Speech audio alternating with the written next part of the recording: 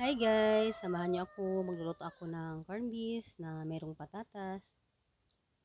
Una guys, hiniwa ko yung patatas na maliliit.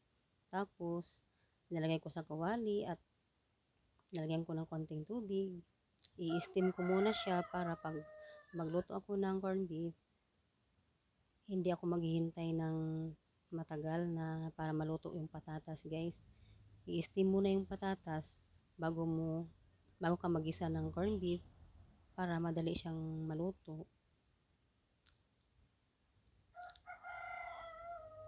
Gigisa ko siya sa bawang, sibuyas,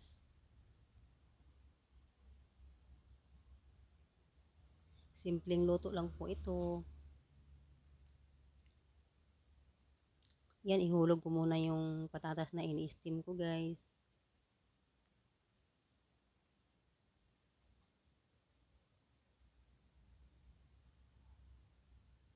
Gigisa ko ng konti, saka ko ihulog yung corned beef. Depende na kung anong klaseng corned beef ang gusto nyo.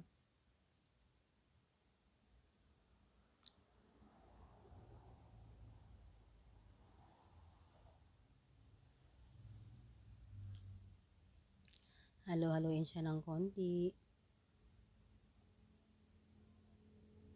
Tapos guys, takpan muna ng sandali, ng ilang minuto. Tapos hahaluan ng konting asin, pangpalasa.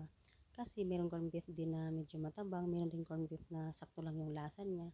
Pero depende na rin sa inyo yan guys, kung gusto nyo maalat, dagdagan nyo uli ng konting asin. Tapos takloban ng sandali. At lalagyan ko siya ng konting bitsin para pampalasa lang.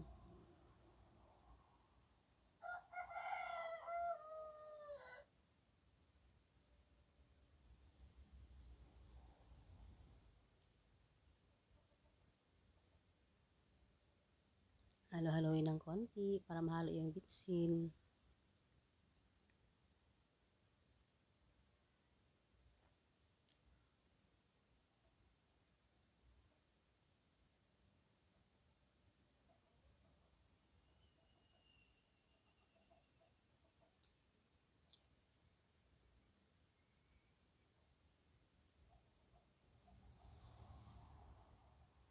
Ayan na guys, malapit nang maluluto.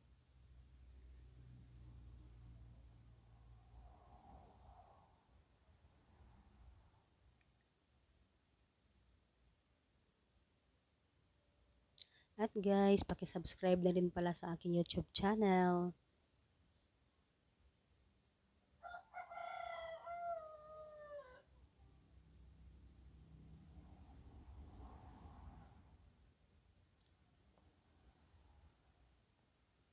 Ayan, luto na. Sasalin ko na siya sa isang lalagyan para ready na kumain. Ganun lang kasimple ang aking corned beef na with patatas. Madali lang siyang maluto guys kasi naka-steam na yung patatas.